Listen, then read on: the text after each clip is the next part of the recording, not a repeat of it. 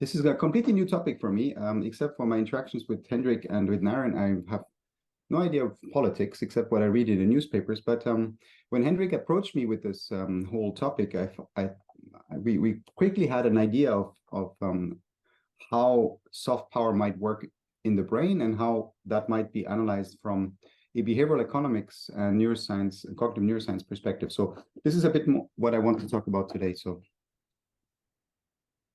the idea that we had is that one way that soft power might work is through attraction, right? That this is not new. I think Naren already wrote about this, and others perhaps, well, I don't know the literature that well, but this seemed to be the starting point for our discussions. And then if you switch to behavioral economics, the way economists see how people make choices and so on is that attraction, because economists are interested in how people buy things and make decisions, they are of course interested in how things are attractive to people, and they say that attraction of things, the attractiveness of things, is reflected in the people's preferences. Okay, so I, as a decision maker, am attracted by what I like. Okay, so if I like a particular car or a person or a piece of food, then I will approach it, and if I have a choice, I will show that I prefer this particular one compared to alternatives. So therefore, preferences drive choices. I choose what I prefer if I have the choice. So economists say that choices reveal preferences. So preferences are hidden states that you cannot observe from outside, but what you can see is what people do, their choices that they make. And that's a bit like the sentence, people vote with their feet. Okay, by their action, you decide, you uncover what they like, what's important to them. So, for example, from the point of view of a power broker, of a person who wants to influence others, the power broker needs to influence the people he wants to influence, these deciders, that wants to influence their preferences. Okay, so one way to describe this would be to say, the power broker tries to have a social influence on the preferences of the decision maker. I'm just going to check the chat here. Okay. So now to go to the neuroscience side of things, the neural mechanisms by which preferences drive choices and decisions is actually quite well understood by now. Right, I'll show you a summary of that in the next slides. And actually the neural mechanism of how social influence affects preferences have also been studied. So I'll show you some more examples of that. And based on this background, we thought that soft power might work by engaging these similar brain regions that are involved for other kinds of decisions reflecting people's preferences. So that's kind of the start, the background of our thinking here. So now for a very brief summary of what we know about neural mechanisms that allow people and primates in general to process rewards.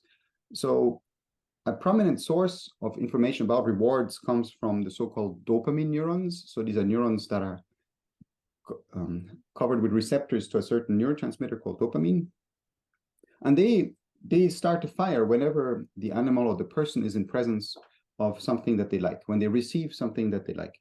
Particularly when it's something unexpected, because that's what's called a positive reward prediction error. This is when you receive something that was unexpected and your system goes, oh, this is nice, I'm very happy about this. In contrast, if you receive something that was planned, then you just say, okay, this was planned, so there's nothing unexpected here. You're still happy, but these cells don't fire that much. They fire really when this unexpected reward happening, which then drives. By learning, you learn to predict things, and that's why these cells are so involved in driving learning. Even in computation models underlying Google DeepMind's reinforcement learning agents that they use to simulate living agents as well. So this has become very popular in various fields. This idea of reward prediction error driving choices. So these dopamine sensitive neurons are located in they project from the substantia nigra and from the ventral tegmental area in the midbrain to the striatum. And there's also similar cells in the amygdala and also in the limbic system in humans and in primates in general. So these carry the reward signals to the ventral part of the striatum. And they're in contact with other neurons that are then involved in planning actions and making decisions that are located more in the dorsolateral prefrontal cortex. So this is a schematic of the brain here, with the back of the brain here, the front here. These are the temporal lobes. And so in the dorsolateral prefrontal cortex here, there are cells involved in making decisions, just as well as in the parietal association cortex. And these, again, are in contact with the striatum, this time more the dorsal part of the striatum, the caudate. This is part of the pathway that we know that senses, that responds to rewards appearing in the environment, and that by this signal influences choices of the agent. And interestingly, the striatum, or this whole, especially, it's really the striatum that responds most strongly to these rewards that the agent receives. And with human neuroimaging studies, it's been possible over the last decades to study how the human brain responds to different kinds of rewards. And interestingly, it's always this region that lights up, as we say, or lay people say. So that means that shows a reliable metabolic signal reflecting neural activity. And there's all kinds of rewards that trigger the system. So here's a little example taken from Scholarpedia. So you're welcome to look this up yourself. Later, it's very easy to find. So for example, if people receive money, this region gets activated. So this is a study from several decades ago.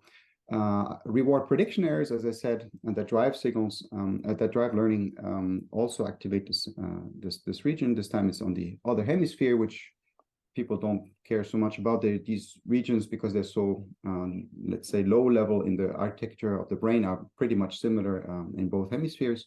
So sometimes in a study, you might find activity in one hemisphere, sometimes in the other, sometimes in both. But it's a similar study, the nucleus accumbens in the ventral striatum. If you see beautiful faces, which is something that people like, obviously, then that also triggers an activation in this region. If people, this was, I think, particularly men looking at sports cars, you also get this activation here. If you hear pleasant music, you have different colors here. This is just due to the technique that was used to record brain activation here. But otherwise, it's comparable here in the ventral striatum. This lower arrow here points to it. So hearing pleasant music also activates this network, or this region, especially, well, the ventral striatum here. Humor as well, reading humorous stories or hearing fun things makes you laugh, makes you happy, and so you go to get more of that if you can, because you like it, and therefore it's also kind of a reward, and that also activates the same region. A placebo received when you think it is an analgesic in a pain study also activates this. So even just thinking that the substance you received is good for you also triggers the region. Romantic love as well. If you see images of the person you love, your romantic partner, in contrast to other people of a similar age that you know similarly, well, not completely similarly well, but let's say for the same duration, then the romantic partner triggers activity in this region as well. And even social things like altruistic punishment. So if in an economic game you have the opportunity to punish defectors in a social group setting, then you're also happy, and because that leads to the enforcement of social norm, and that also triggers activation here. So this is so well studied now that that there are meta-analyses that you can perform automatically on the internet for free and in a matter of seconds. And here is simply looking at the association between activations in all regions of the brain and reward. And I've done this yesterday, and here you can see the results from 922 neuroimaging studies, and you can see the regions again lighting up. So here the big white splotches surrounded by red, and the top image are the ventral striatum, and here is this is a sagittal cut through the brain, whereas at the bottom is a longitudinal cut through the midline of the brain. Here you can see again the ventral striatum with this splotch here, but then in the midbrain region, from where the dopamine producing neurons are located. So this is the midbrain region colored here. I hope you can see my cursor. This is really at the center of the brain. And then the front, you have activation in the orbitofrontal cortex and in the dorsomedial prefrontal cortex. So these are all regions also involved in processing rewards. So social rewards as well activate this region. We just talked about attractive faces, for example, but there's many more. So smiling faces as well, right? Positive faces looking at you, sending a positive social feedback, activate this region. So even more so if these faces are attractive. Then all kinds of signs of approval, so such as praise, for example. So at the top here is a result of neuroimaging study comparing monetary rewards and social rewards under the form of praise received by peers. The stronger the rewards, the social rewards received by the participant, and the higher the monetary rewards, and the more activated the ventral striatum again was, as well. And there's another region that was active in this study in response to the social rewards, really more than the monetary ones, and that's dorsomedial prefrontal cortex. So this is a classic social region that's sensitive to all things social and when you think about other people and so on. But this region also differentiated between different levels of social rewards. And then there's other forms of social rewards that were not tested in this particular study, but in other studies, such as signs of acceptance, or when you see that you have received a high level of reputation, good reputation in certain study, certain experiment, or signs of reciprocity. If you have invested in an economic game with a partner, and the partner responds by trusting you in return, then that also triggers this region. Communicative signals from loved ones, or as we said, images of a romantic partner, of your kids. All of these kinds of signals trigger this reward network. Interestingly, so this is more technical but interesting nonetheless. A particular region, so in the striatum, you could see within the striatum variations in the activity pattern evoked by different rewards, and so some are sensitive to higher valence rewards, and some are sensitive to more lower level valence rewards within the striatum with respect to monetary rewards. And interestingly, this one study has shown that differences in valence in the monetary domain was reflected with the same activity pattern when the participants received social rewards. So that means the relative coding between rewards in terms of valence is domain independent in the striatum. Okay, so it seems that certain cells code particularly good rewards, whatever in comparison to rather less good rewards that are shown as alternatives across domains. It doesn't really matter what kind of domain it is. That speaks to this this flexibility and polyvalence of this reward network in the human brain. There's other regions as well that are involved in this, like the orbitofrontal cortex that I briefly mentioned. So here's a view of the brain from the front and bottom. So here's the front of the brain, here's the cerebellum, here's the midbrain. And this purple area here is just behind the eyes, let's say, or above the eyes. And the main interesting region here is, so it's mainly these purple regions here. They surround the olfactory cortex. And this region here, the orbitofrontal cortex, receives information from all the gustatory, the senses. So taste, touch, sound, visual cortex, olfactory stimulations, connections very strong because very close. And it receives also signals from the amygdala about danger, that carry signal danger from outside. But it also receives information about the state of the body, so interoceptive signals about so hunger and agitation and thirst and even desires to eat certain salty foods or sweet foods and so on. And by combining these signals from outside and from the internal state of the body, the orbitofrontal cortex is involved in calculating the actual reward value of a particular stimulus for you right now. So if I drink my coffee now, so that's all well and good at the moment because I like coffee right now. But once I finish my coffee, the value of this coffee has decreased. I don't want a second one. This is because my body state has changed, and that's an interoceptive signal that comes into my brain. So the same cup of coffee, even though it's pretty to look at, will be less attractive for the coffee it contains because of this changed state of my body. So this is another part of the region, part of the brain that's involved in processing rewards that's been extremely well studied for the previous decades.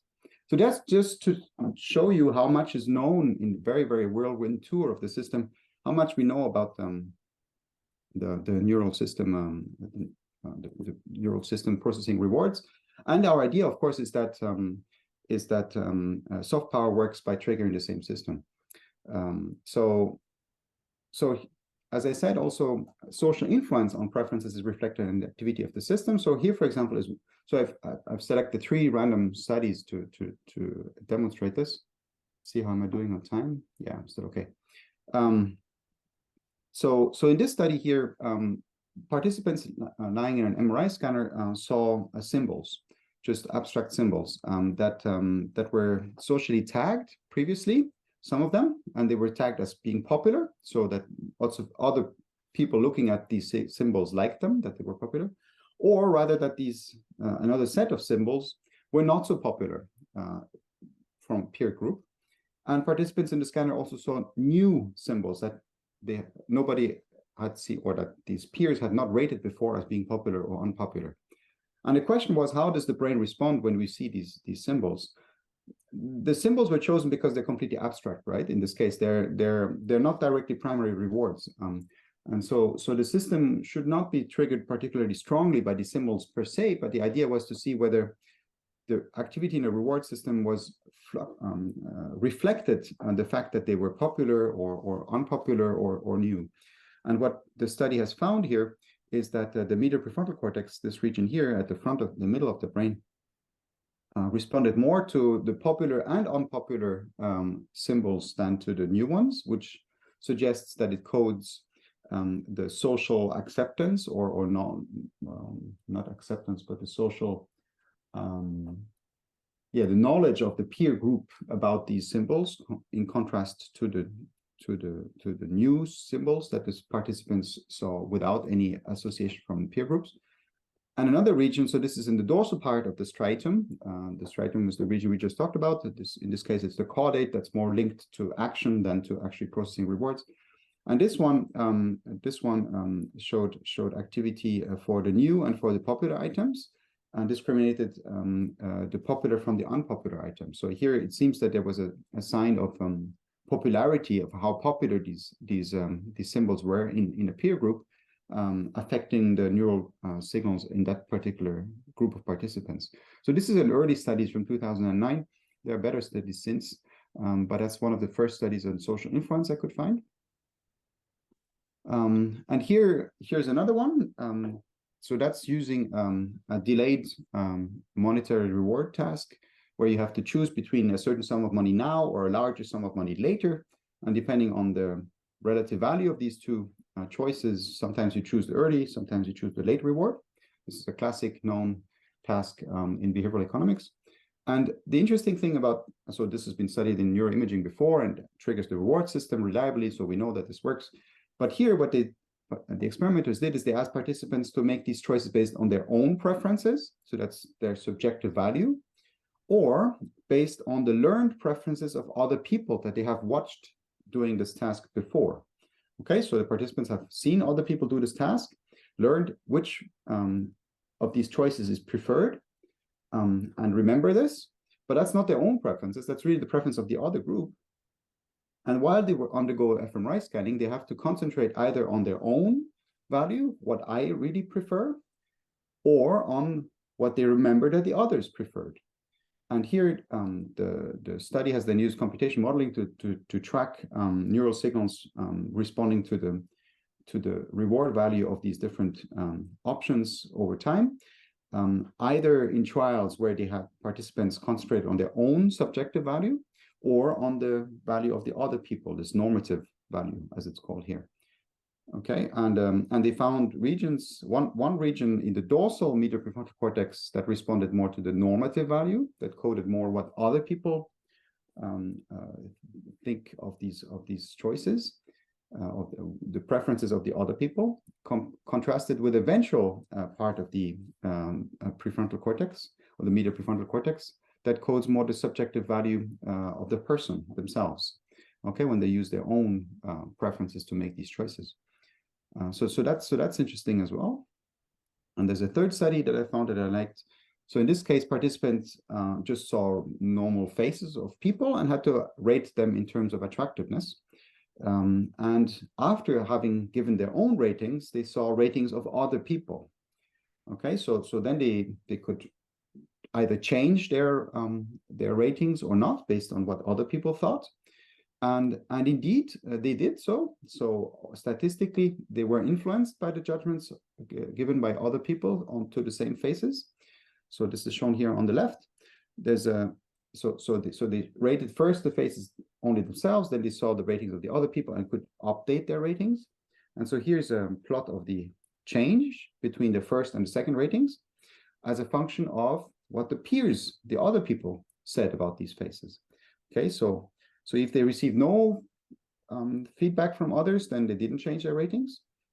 If the peers agreed with them, had a similar level of rated attractiveness, then also they did not change their ratings.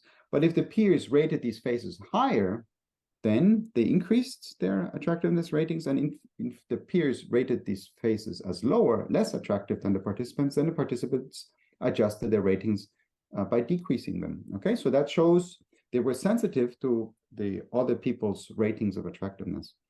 And then after this had been done prior to fMRI scanning, participants then went into the scanner and repeated and saw these faces again.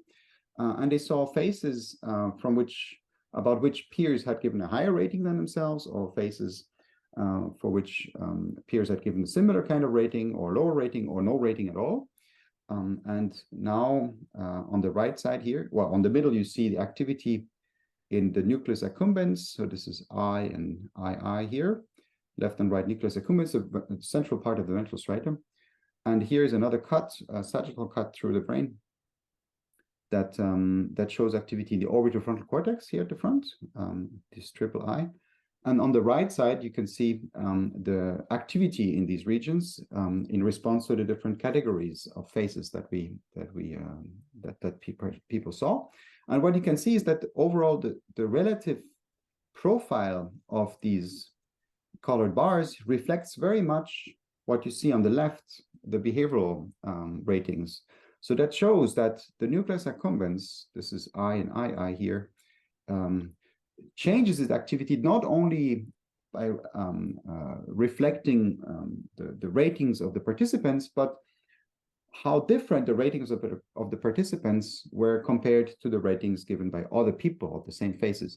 Therefore, the nucleus accumbens, and here on the right, the orbitofrontal cortex as well, at least in the relative activity profile, reflects not only participants' own preferences about these faces, about their own ratings of attractiveness given to these faces, but also the ratings given by other people and the discrepancy between them. Okay, so these are just 3 examples of the many studies well, actually not very many, but there's, let's say, about a dozen or so, where people have experimenters have studied how social influences affect one's preferences, and show that these core reward regions are sensitive not only to people's own preferences, but to the social influence received from outside. So coming back to our soft power question, the working hypothesis that Henrik and I will start to study, thanks to a small grant that we received from our university, to kickstart the preparation of a bigger project involving Naren and others next year, hopefully. So this is a collaboration between the CENs, where I am at, and Henrik's Center for Global Studies. The working hypothesis we want to pursue here is that the attractiveness of certain entities, let's say a speech by Barack Obama, or a symbol like the Eiffel Tower, or the Colosseum, or the Statue of Liberty, the attractiveness of these entities results from a stimulation of the neural reward system. And then it's through the stimulation of this neural reward system that, as other rewards also do, people change their behavior. Okay, so if the Eiffel Tower has a high importance for me, then I may pay money to go see it because it's nice, because it's attractive to me. I may spend money to go listen to a talk by Barack Obama because he's an attractive figure. He exerts some kind of soft power on me. Obviously, this will differ from person to person, so that's why we will perform behavioral experiments and then neuroimaging experiments to study this question and adapt the specific stimulus set to each participant and assess what's important to that participant themselves. But the idea is that we believe the reward system will be stimulated by, or actually, what we think is that the activity of the neural reward circuit evoked by a set of entities of attraction should vary. Okay, the neural system will be stimulated differently by these entities of attraction as a function of that person's preferences for that set of entities of attraction. Okay, so ideally we would use the same entities for every participant, but we would know in advance which of these entities have a particular role for that participant. Okay, and then we can, based on the participant's assessment of how attractive these entities are for them, we can predict what their brain should be doing, okay, or how strongly the reward system should respond. Technically, what we will do is we will simply search in the brain for a region reflecting these variations. This is what's typically done. And we have a very strong hypothesis that this will uncover activity in the reward system. So it's really new for me, this kind of thing. It's a transdisciplinary project involving, well, political science, behavioral economics, and neuroscience. The latter two I've had some experience combining now, as I've described from the background. I've done some studies in that direction as well. But combining this with political science is completely new to me and really interesting. So, and perhaps it's pretty new in the, at least in social neuroscience, it's pretty new in my experience. So we're very excited about this. And actually, this should be the end of my presentation.